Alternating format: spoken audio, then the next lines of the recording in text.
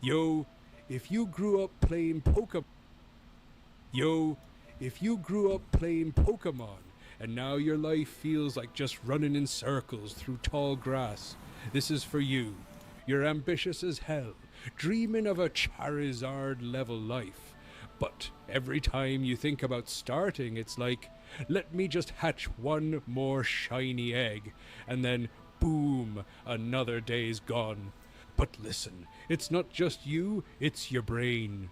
Games like Pokemon rewired it in ways you never even realized. By the end of this, you'll finally understand why your brain's been trolling you, and more importantly, how to outplay it. Pokemon taught us to chase big goals in the most backwards way possible. Think about it.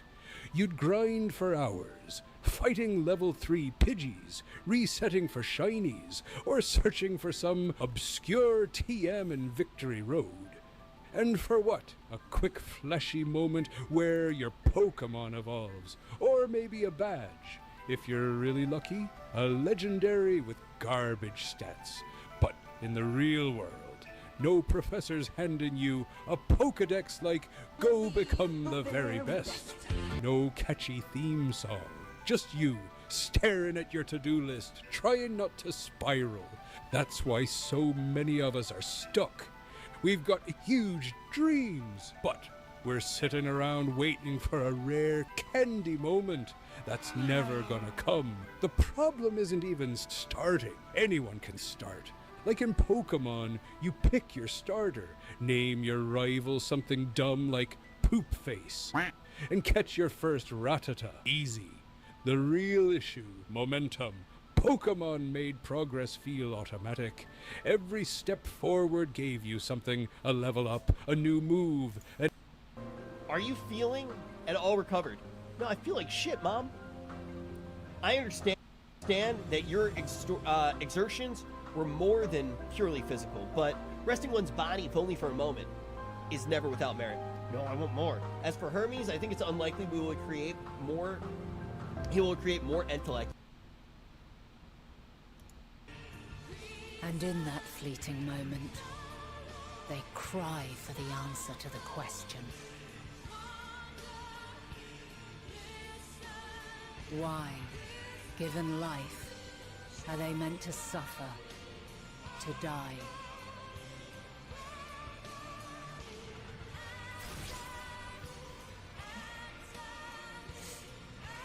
As fragmented, imperfect beings, yours is a never-ending quest.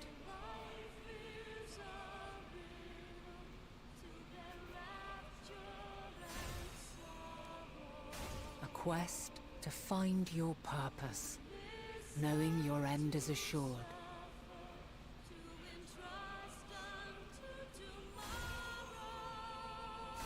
To find the strength to continue when all strength has left you. To find joy, even as darkness descends. And amidst deepest despair, light everlasting.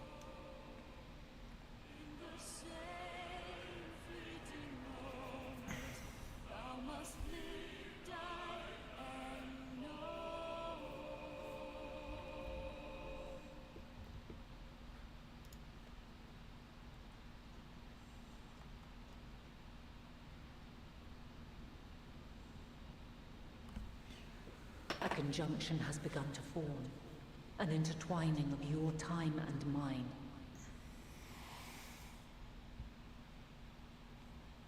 When you truly understand what is at stake, and your journey has prepared you to surmount the insurmountable,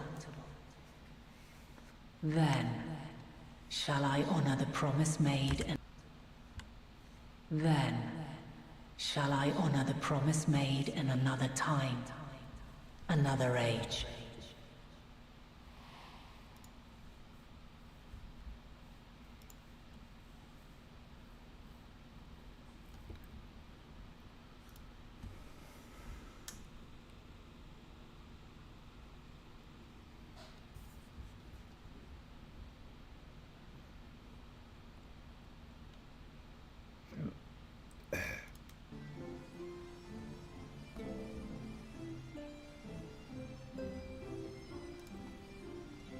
He's stunned. He is speechless. He is speechless. He's still out there.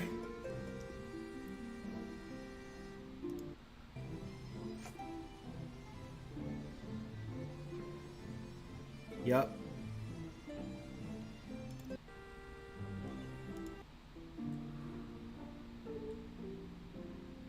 The answer was stop fucking asking. And that shit's probably fucking real, man.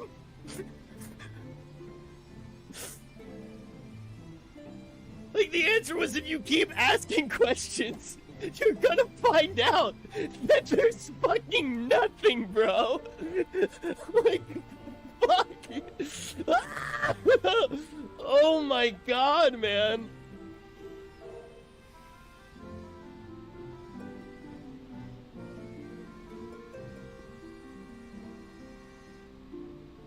It just literally shows it's like the nature of humanity is even if you have fucking paradise, you ask why. And then you just keep going deeper and deeper, and then when you get to a more elementary state, you hit nothingness. Eventually, you hit nothingness.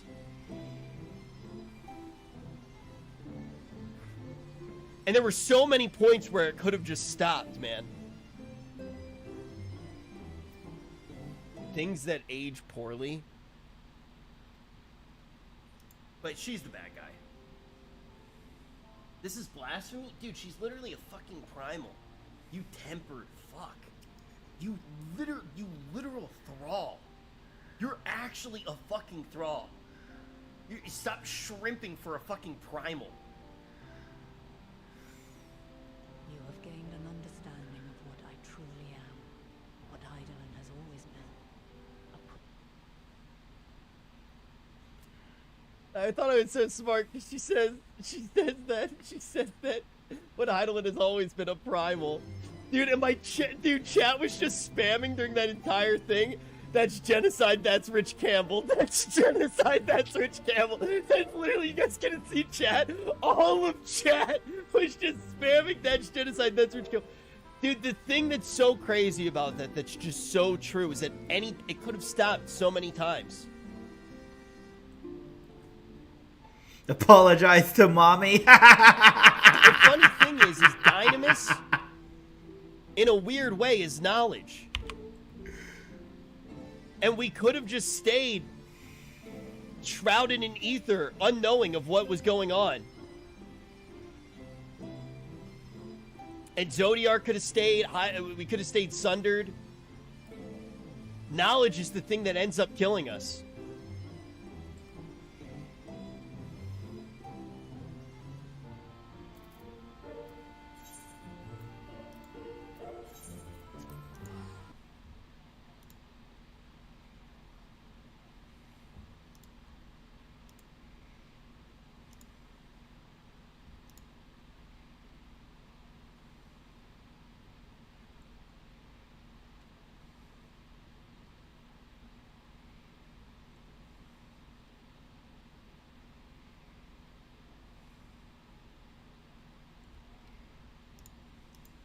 Number of joints to throw it so that I can get really good at throwing it.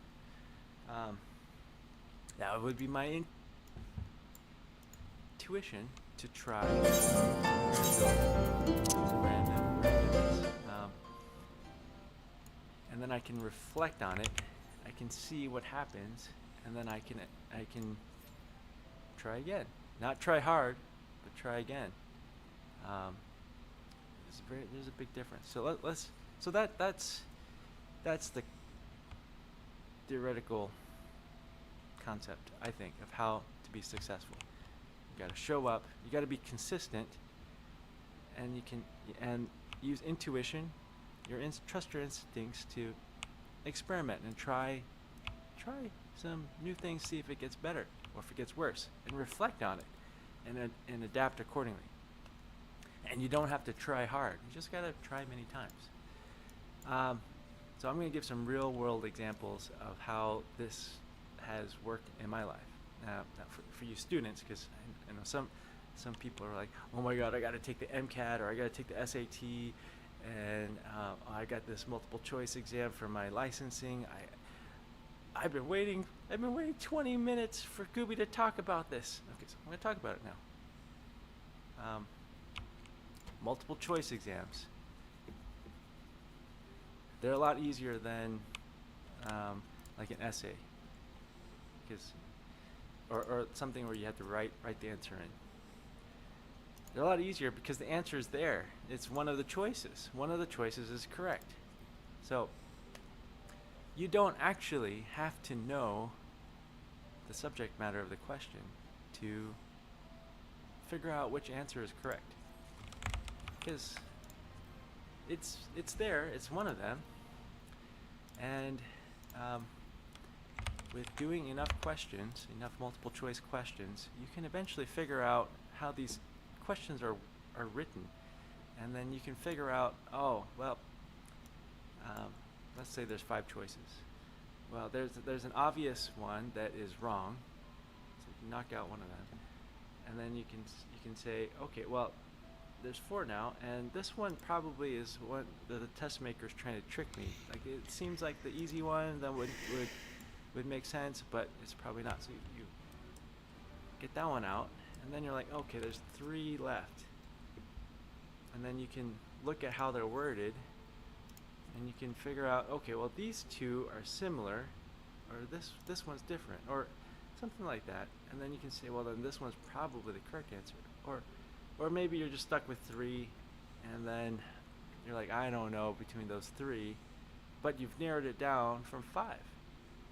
So now you have a 33% chance of being correct instead of 20%. Yeah. Now you just increased your odds quite a bit. And if you can narrow it down to 2, then you got a 50% chance of being correct, which is a lot better than 20%.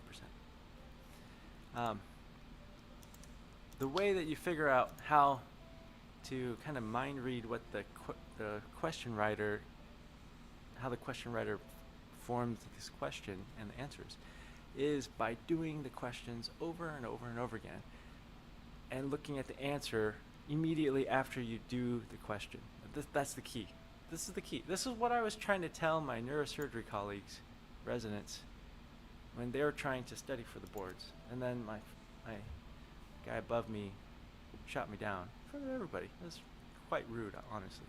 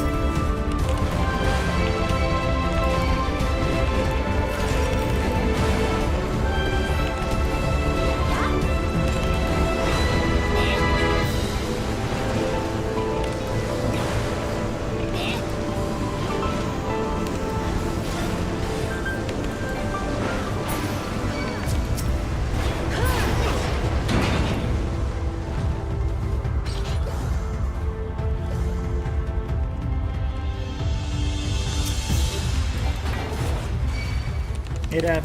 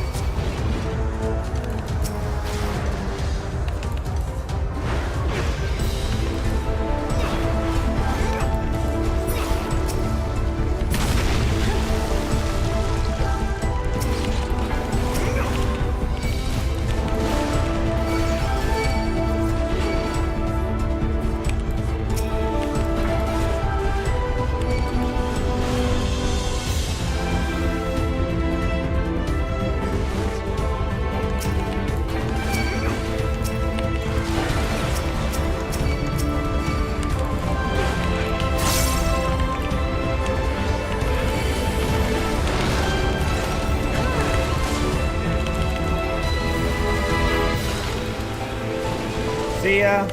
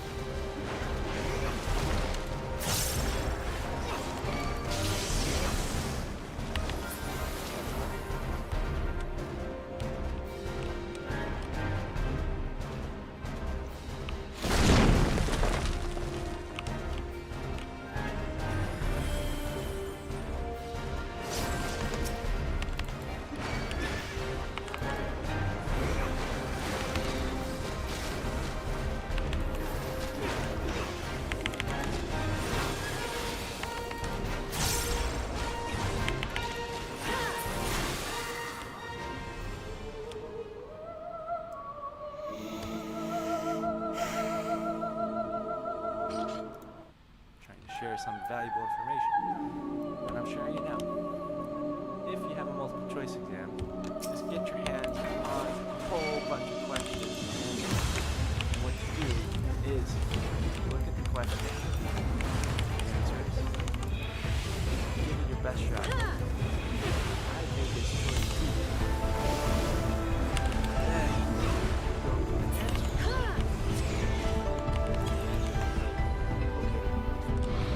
Question. Correct answer was actually back to the question.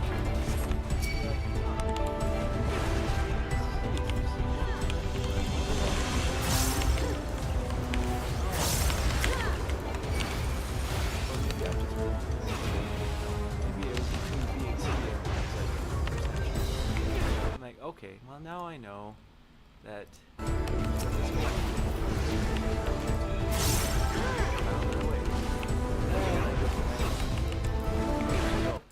by doing that,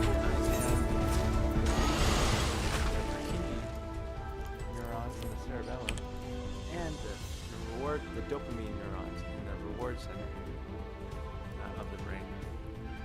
And I'm either telling my brain, whoa, I messed up there, we gotta do something different next time. Or I'm saying, I got it right. If I get it right, I just move on. If I get it wrong, I circle the question, and then I move on. And then I go through the whole set of questions for that test. And then what I do is I go back and I would do only the ones that I got wrong, the ones I circled. And it's funny because by the time you've done the whole test and then you go back and then you do the ones that you did wrong, many times I've forgotten what the correct answer was. It's been a while. And so sometimes I still get it wrong. And if I get it wrong again, I leave it circled. And then I go to the next circled question. And then if I get it right, then I erase the circle. And then I go all the way through the set of questions. And then I go back to whatever was still circled. Until I keep doing that until I get everything right. Now that is the key. If you do that many times, it doesn't matter what multiple choice test. It could be the SAT, it could be a neurosurgery written boards, it could be some like licensing for some mechanic job. I don't know, a welding written test. It doesn't matter. If you can do many questions many times in that way, you will get a very good score. Well, that's not a guarantee, but that is, I think, how you get a very good score. It's not a guarantee that you'll get it, but that is a very high likelihood that you'll get a pretty darn good score, if not like an excellent score. If you do that. Now, what most people do is they go through every single question and then they tally up, they write all their answers down, and then at the end of doing all the tests, then they go back and then they look at all the answers in a row, and then they mark which ones they got wrong. That is a very inefficient way of using what our brain does.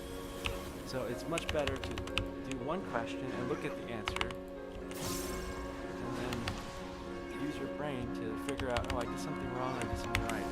And then go to the next question, and then look at the answer. And the next question, and then look at the answer. Now, it does require flipping, if you got a book, flipping the pages back and forth each time, or if you're on the computer, going to the answer, well, that's probably easier on the computer. But yeah, that is, for you students, that's how you ace the SAT or whatever multiple choice is. Just do that many times. And it is necessary to kind of know the subject matter, but for multiple choice exams, you can learn what you need to learn from the questions. A lot of people, like including myself, in the past have said, well, actually, I'm going to read all these books and then I'm going to start doing the test questions because I need to know the stuff. So I'm going to spend like 2/3 of my time reading and then learning all the material, and then maybe 1/3 of the time or less Gratitude to doing the you for questions. aiding Soroban If in your goal is to do well on the negotiation. test, that's actually the wrong way to do it. You want to spend maybe like a quarter of your time actually reading the material and like going through it and then learning it as best you can, and then spend 3/4 of your time doing test questions, because that's actually how you're going to do well on the exam. It's counterintuitive. It's also a lesson of trying hard, because if I think, oh, I'm going to read every single page of every textbook, I'm going to try so hard and it's going to pay off. It doesn't work that way.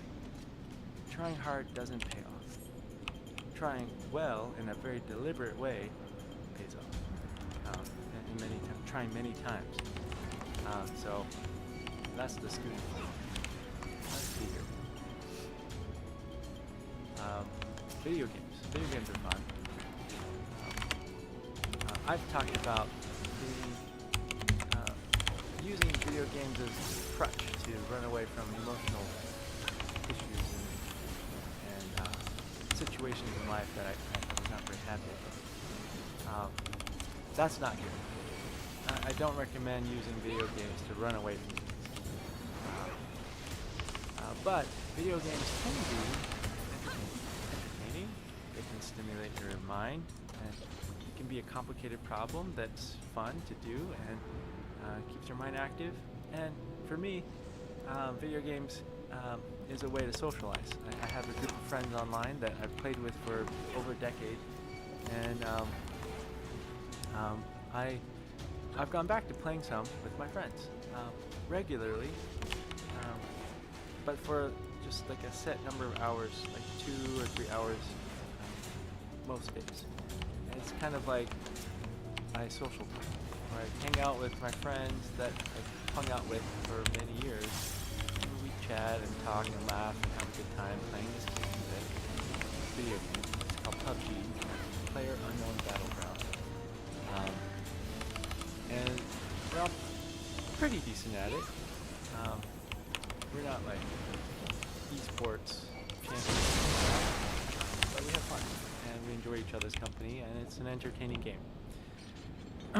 In this game, also, if you try hard, you just make it harder for yourself. It's a shooting game. You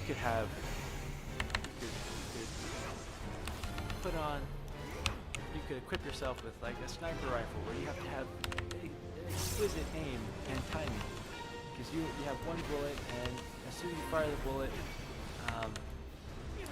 it takes a while to reload for the next bullet.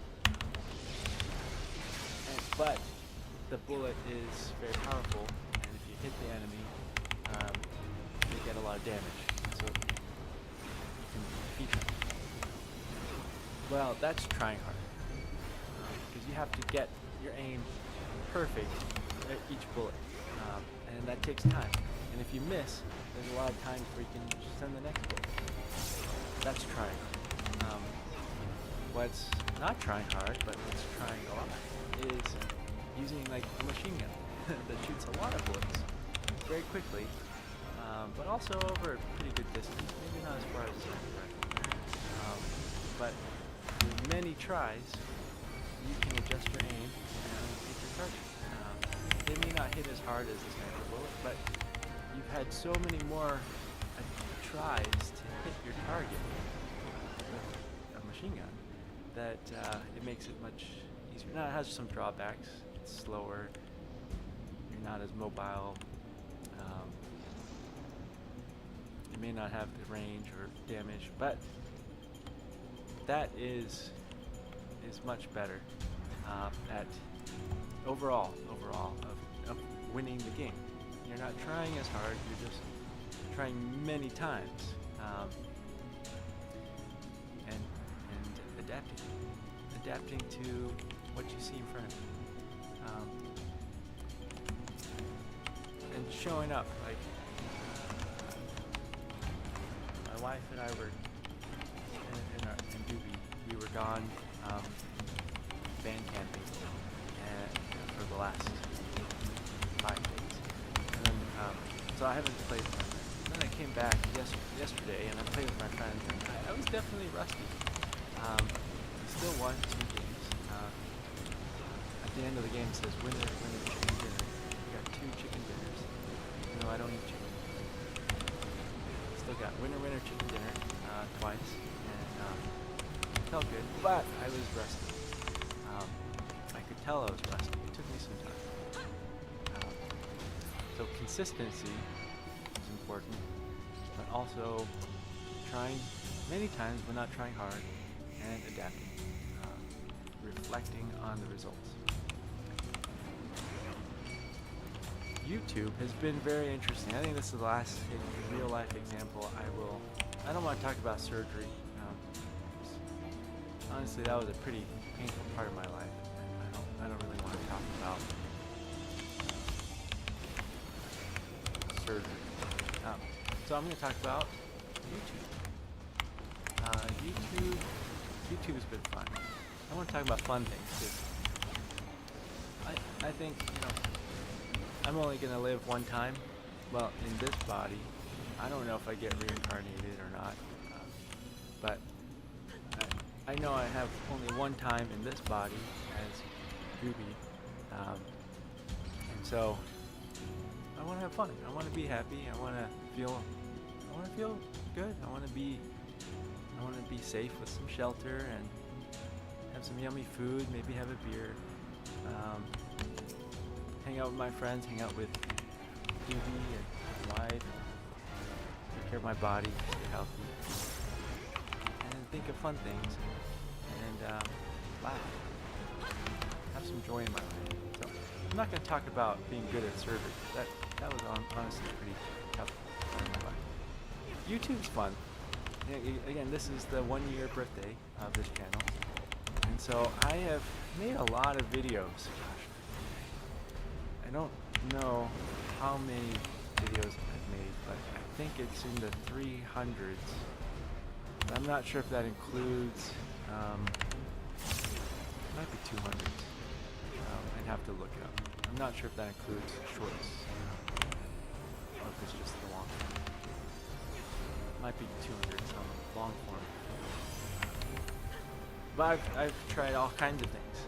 I've done hiking videos, foraging videos, nature, water, ASMR kind of videos, like water sound videos. I've done talking videos, talking head videos like this, talking head videos out in nature, talking videos while walking, hiking, play some music, tell some stories. Done recently, the very last one, I did a kind of like a beer tour documentary where I traveled and tried some different beers from different breweries that are local. That was fun.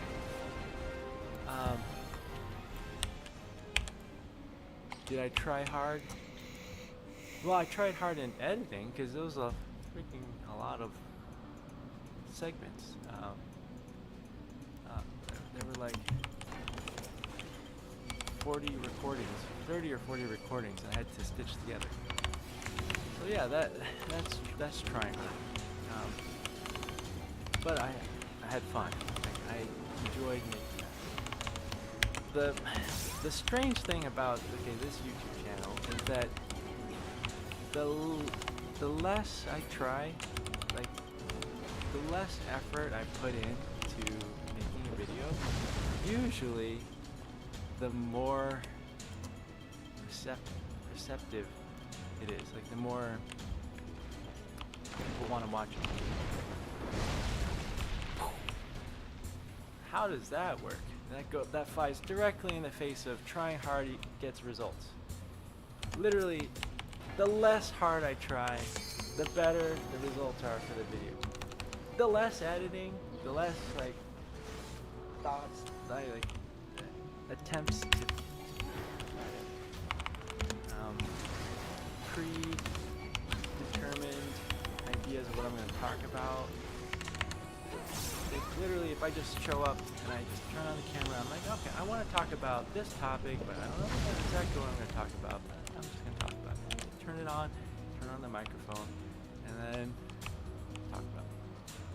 That has gotten the best response from people out of all the videos. The ones that I like spend hours, like an hour or hours stitching together all these beautiful shots of nature and the mountains, and or like going to the brewery and explaining these different beers on this beer flight. And I stitch it all together, and I'm like, oh, okay, I'm gonna go to this brewery, this one nature place with a blowhole in the ocean, and sunset. Literally, nobody cares. Oh no, that's not true. There's a lot of people that watch that. I enjoyed it. I will go back and watch that video myself because I really like it. I really, it reminds me of Anthony Bourdain's No Reservations. I really liked watching Anthony Bourdain's No Reservations. That's kind of like the inspiration for the video, the last video, the Bruised and the Kingdom. I really liked Anthony Bourdain's show, and I want to do something like that. And so I will keep making videos like that, where I go on a hike or something, or go explore somewhere. It may not even be in the mountains, it might be in the city. And then I stop by a brewery that's known for good beers and try it and explain what experience drinking that beer. Maybe talk to the brewers, visit a hop farm,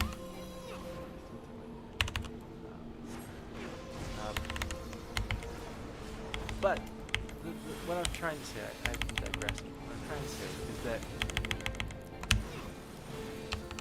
the videos that actually get the most views on this channel are ones like this, where I just set up the camera, turn it on, and I have somewhat of an idea of my topic, and then I just talk for a while. And it doesn't require much editing. I literally just pop it into Premiere Pro and combine the audio and the video. So I use a microphone plus the GoPro or iPhone. But even that's even another one.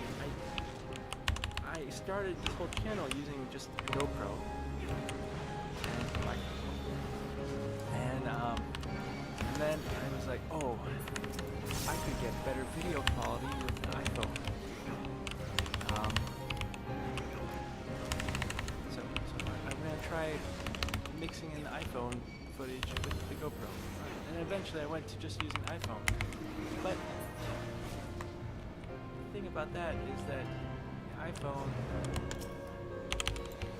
is, the GoPro is simpler, and it's got a little screen next to the camera lens. You can see, I'm sure the shot looks okay. Whereas if I use the good lens on the iPhone, I'm looking at the back of the phone. Because if you got the selfie version, it's not as good of a lens. It might be the same, but I know you can't do like half times or 2 times magnification of the selfie. This is just simple. So I'm going back, and then I use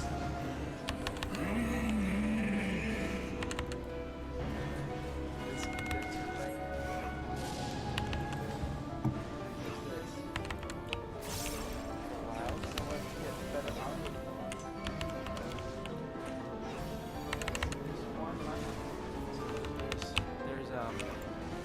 It's mono, it's not stereo. Whereas, you can't see it right now, it's underneath the GoPro. This is it's a field recording, it's an H1 Essential, it's a little tiny field recording device with 2 microphones that go this way, here left and right. That's what I used on that viral video of me quitting neurosurgery. This set up almost exactly with a different tripod because I set it on a rock at that time. I was just standing up next to the rock talking to the camera, and that's essentially what I'm doing today. Is I set up a bigger tripod because I don't have a rock in my living room. Set up a bigger tripod, stand up. I got the GoPro and I got the same microphone. You for your so it's literally brevity, but I wish to discuss an urgent matter.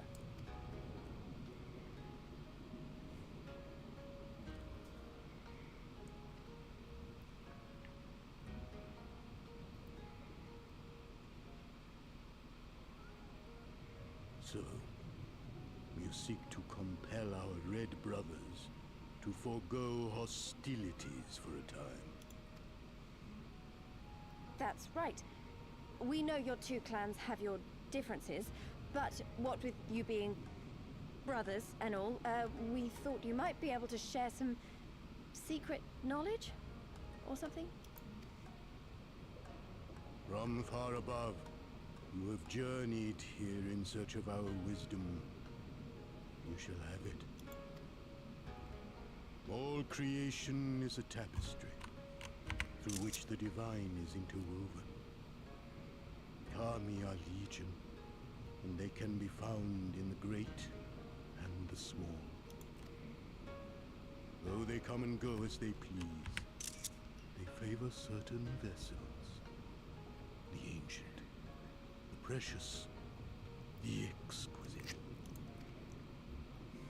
We Kojin covet these vessels, these treasures. We go forth and bring them home to keep them safe and bask in their divinity. They bring prosperity and joy to us and our children. Yet, how are we to seek these treasures above if we made enemies of the Garlean Empire, powerful and far-reaching as they are? Wiser to join with them. So resolved the Red Kojin. Cautiously and carefully, for the Garleans are blind to the divine, nor will they suffer their subjects to see.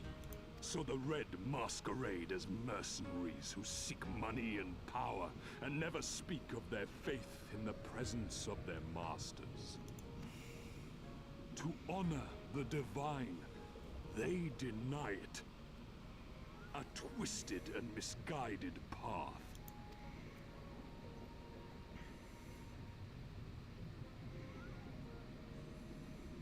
Aye, aye. Kami will not abide such foolishness. This they shall learn to their sorrow. While our Red Brothers live by the sword, we Blue Kojin uphold the old ways, engaging in trade and valuing peace.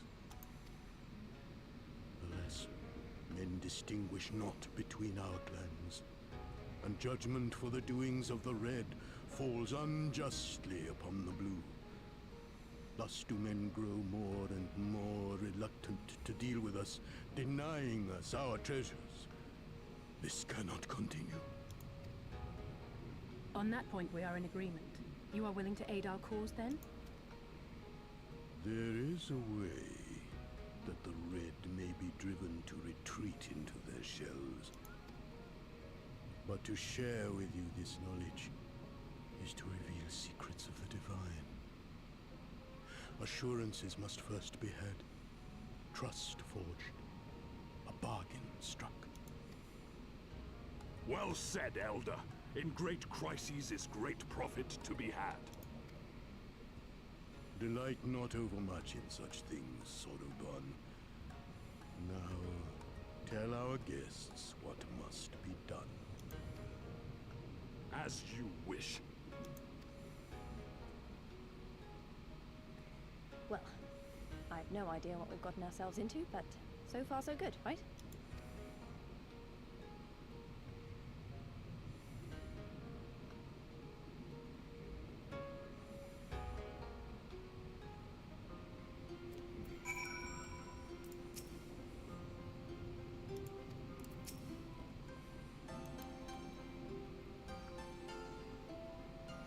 Yasakani no Magatama.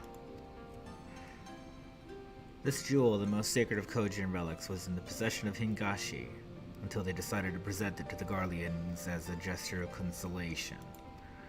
The Red would not abide this, and so they plotted to seize the vessel, bearing it to their imperial masters. Alas, though they succeeded, in the ensuing chaos, the Magatama was lost to the sea. We wish to recover the sacred jewel before our brothers. However, were we to come into conflict with them, it would be problematic. Therefore, we turn to you.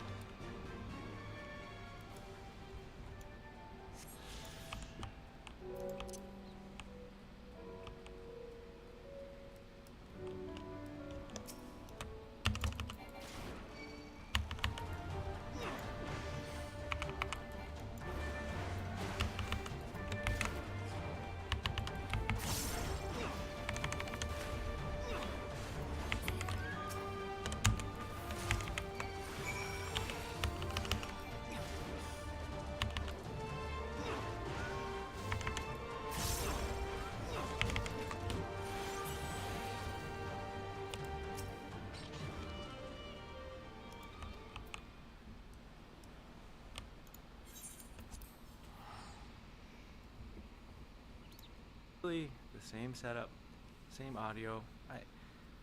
This is so much simpler than the other setup I had with this big boom and this big condenser mic, and then using the iPhone camera, which I can't see exactly what it's seeing, but it's better quality. That's trying hard. So with this YouTube channel, now that it is the 1-year birthday, I reflected on all the videos that I've made to now, and thinking about what works. Hi, Mandra. Doesn't work. I really like the ASMR water videos, but honestly, people don't really watch them very much, and every time I post it, it's like people unsubscribe from, I guess, getting it in their feed. I'll still post them once in a while, but there is something that I've been kind of like figuring out this YouTube algorithm. It's become a game to me. like a very entertaining game. Like, I like playing this PUBG game with my friends. But this YouTube algorithm is it's very interesting, intriguing. What do people want to watch?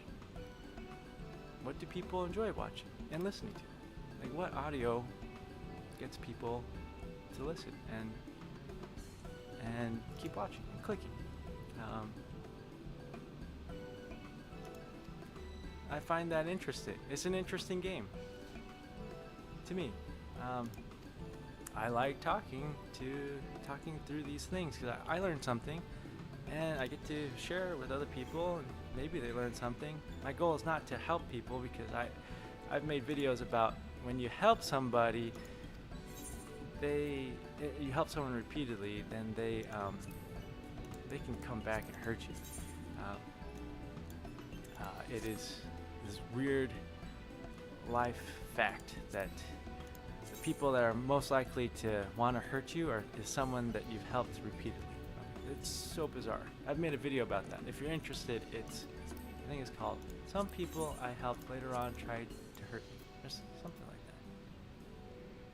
But that is such an interesting part of life. So I'm not making these videos. I used to make these videos to try to help people, but I realized that's not a good idea. People can help themselves. I'm gonna help myself.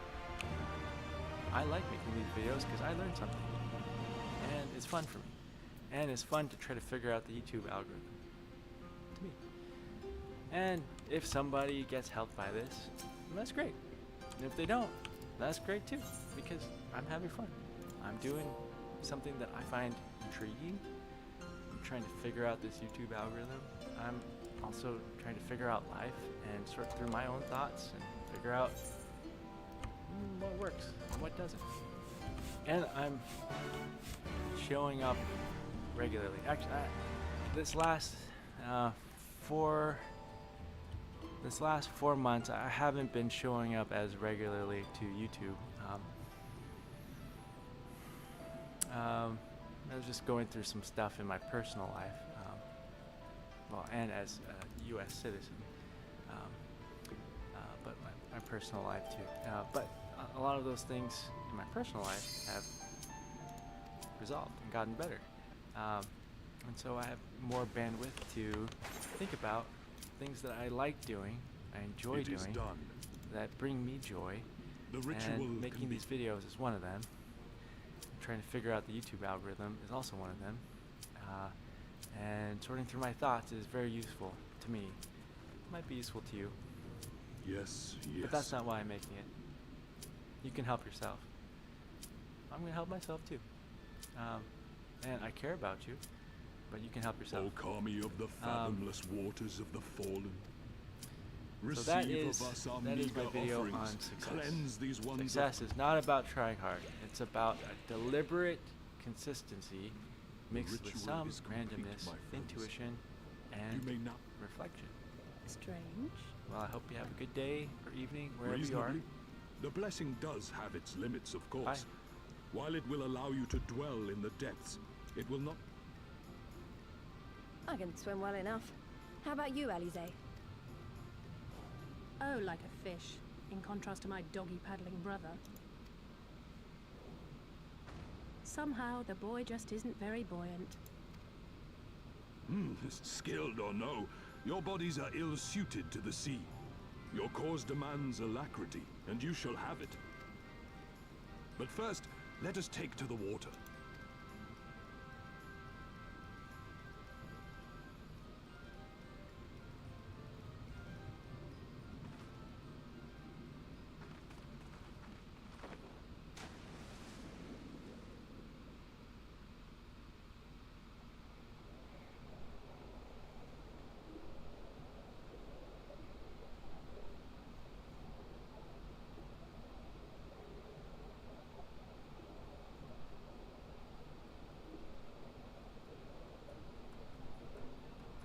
Incredible.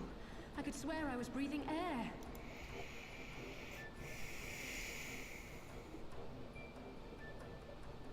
Now Now I shall summon for you noble steeds of great strength.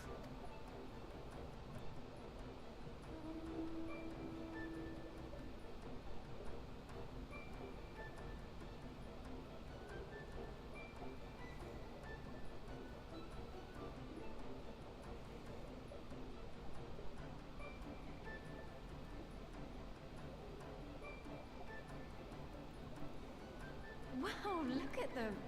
I bet they could take us all the way to the deepest depths of the sea. And so they may. After we've won over the Confederacy, rescued Kosetsu, and liberated your respective homelands.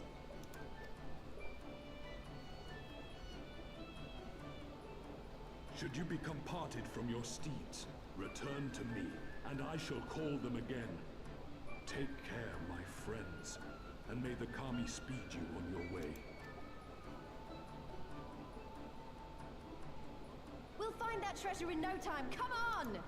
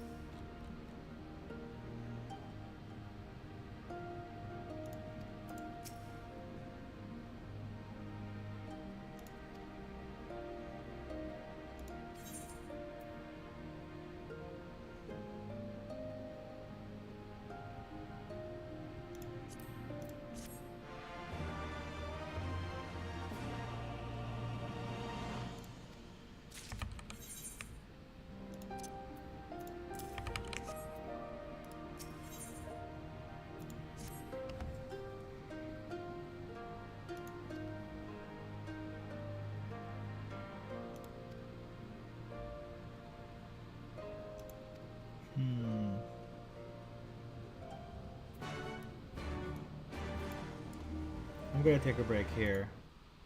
Thank you for watching. Remember to like and subscribe, and I'll be back with more next time.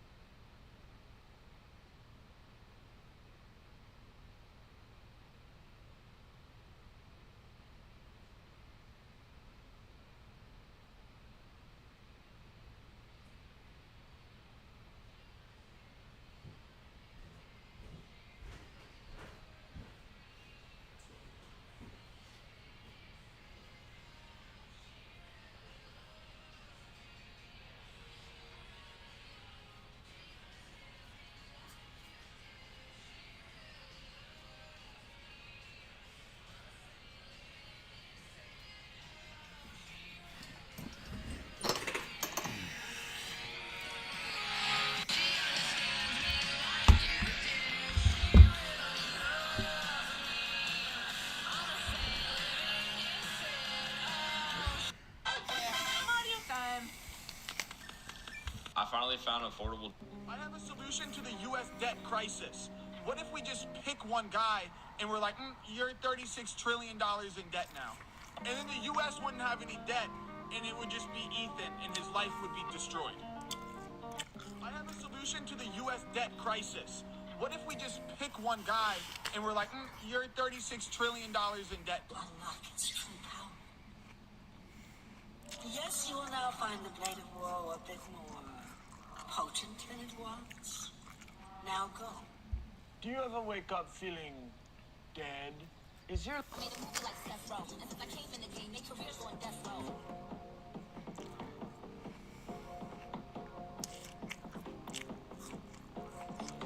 Made a movie like Seth Rogen. I got it. No, I got it. No, I got it. No, I got it. I got it. I got it. No, don't worry. I got it. I got it. I got it. I got it, guys. No, I got it. No, I got it. No, I got it. I got it. Yeah, I'll take care of it. No, don't worry. No, I got you. Wait, I got you. I got it. No, I got it. No, I got it. No, I got it. I got it. I got it. No, don't worry. I got it. I got it. I got it. I got it, guys. No, I got it. No, I got it. No, I got it. I got it. Yeah, I'll take care of it. No, don't worry. No, I got you. Wait, I got you. I got it. No, I got it. No, I got it. No, I got it. I got it. I got it. No, don't worry. I got it. I got it. I got it. I got it, guys. No, I got it. No, I got it. No, I got it. I got it. Yeah, I'll take care of it. No, don't worry. This is Natalia. Guys, you search for Spider Girl and thank me later. I swear, Moles look like. We kill each other. Oh, jeez. Nice to meet you, I guess. So, do we... Should I just get this over with, or... Grandson. Shitty, Grandpa. Oh, well, why am I wearing an eye patch? And wait, did we switch shirts? Yeah, thanks for the assist. Rick, we did it. Evil Morty got him. Rick. All right, you two punks stay here. Oh. Okay, I think I'm getting the picture. Ow! Frying my backups. Smart. So you're like an evil Morty. A clever one. Ow! Alright, never been a sidekick guy, but I'm starting to see the value. You want a job? We could be like Batman and Robin. I don't need a Robin.